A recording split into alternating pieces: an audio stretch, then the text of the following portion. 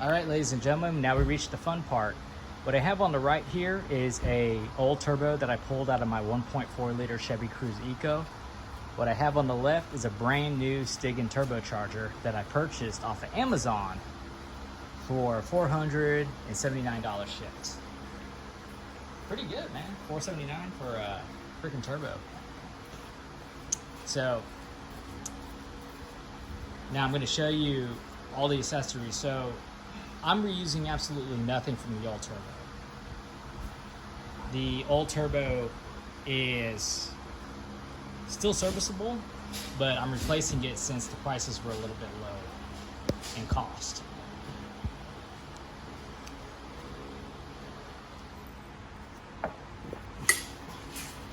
Now, what I have here on the old one is I have the oil feed line, the coolant line, and then towards the bottom of the turbo, I have to see where it actually connects to it. Somewhere on here, there is the, and I'm dripping oil everywhere, and right here is where the oil outlet is. So, ideally, if I was just removing the turbo, I would be reinstalling it with all these parts. So instead, what I purchased is I purchased everything brand new. So the turbo that I bought, the Stigan Turbo, comes with the gaskets already, and it comes with the washers. And it also comes for gaskets, I guess, for the outlet side. Actually, I'm not sure what all these gaskets are for. I'm gonna figure it out, because I don't remember these many gaskets coming off when I pulled the old turbo off. And then I have the coolant line right here. AC Delco part. No, actually this is a Dorman part, same as my intake manifold. And then I have the oil line, which is also, actually these are both coolant lines. The oil line feeds into it. I'll figure it out, I'm a little tired. And then finally, I have the bottom part, the oil release. Brand new, off of Amazon also. So, here we go.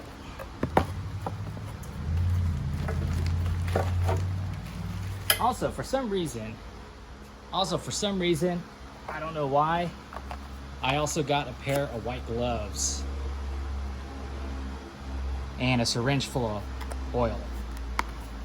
And I'm not sure why. That's a little weird. Maybe that's how they roll in China, the white glove service, but I'm a little confused to that, so we'll see.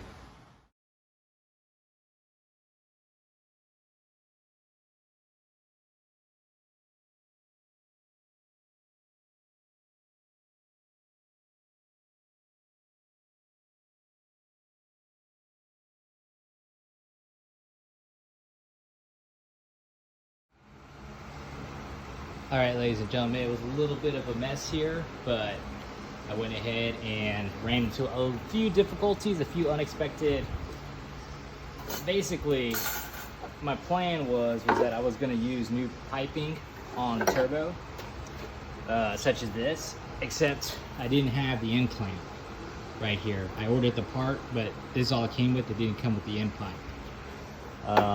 And it was the same thing with the other part as well. So, since these are coolant lines, I dug deep, thought about it, and then I figured, you know what, I'm just gonna go ahead and reuse them. So I cleaned them up really well, and I'm gonna go ahead and reuse them. Now it looks like the oil line, I can go ahead and use a new one, but the coolant pipes are good. And then I also have the new Gates pipe on here as well. So now what I'm gonna do is I'm gonna clean the surfaces of the block, and I think we should be good to go. I have new gaskets as well, but the old washers look like they were good, so I went ahead and kept all the original hardware. So I think I'm good to go.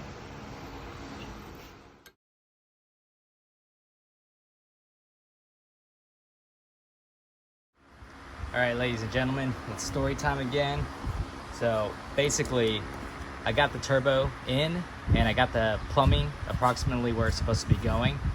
I got the, now the trick that I did was I used one of the bolts, and I would loosen and tighten it as necessary to be able to wiggle the turbo back and forth to be able to get the lines. Now, the problem child, which there's always is one, is a problem child, is this 17 millimeter coolant feed line that is right underneath this hose, and you can barely see it on the other side. Now, I struggled with it, and I went ahead and removed the thermostat housing and just shoved it to the side so I could access it. This was really not fun, and I gotta say, this was probably,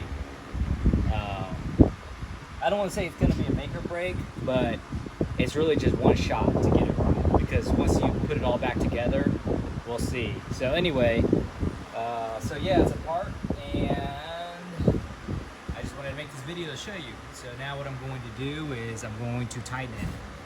Now the instructions say that it needs to be tightened. Let me see if I can find it on the schematics. If I can find out on the schematics here that the torque needs to be approximately not much. They're basically 8 Newton meters, which is essentially hand tight that I found. Let me see. So I'm finding the feed here.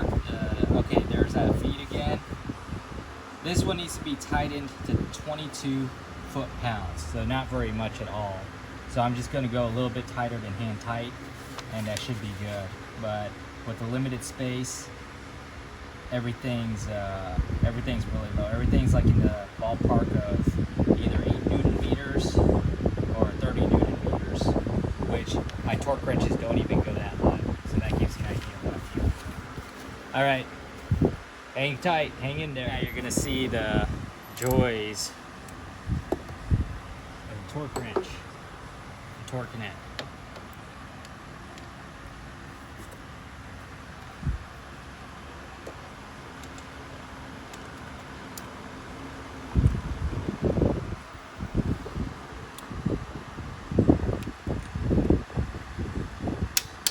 Boom!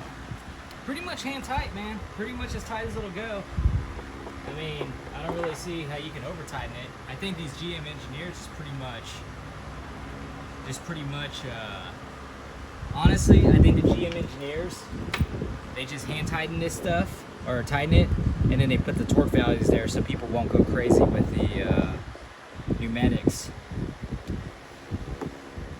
All right, so this is the coolant side, the feed pipe. That other side is the other side.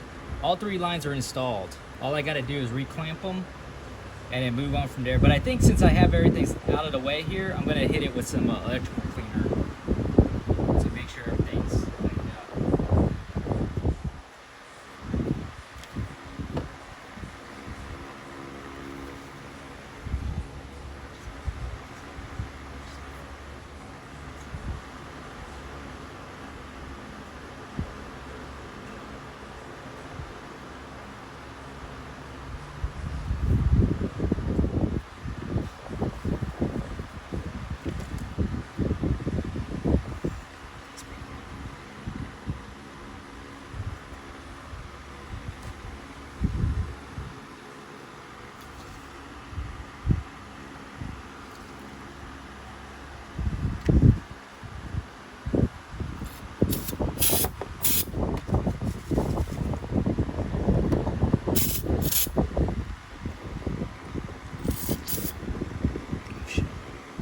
So I hit it with a little bit of electrical parts cleaner all the way around on all the terminals, just to make sure everything's good to go.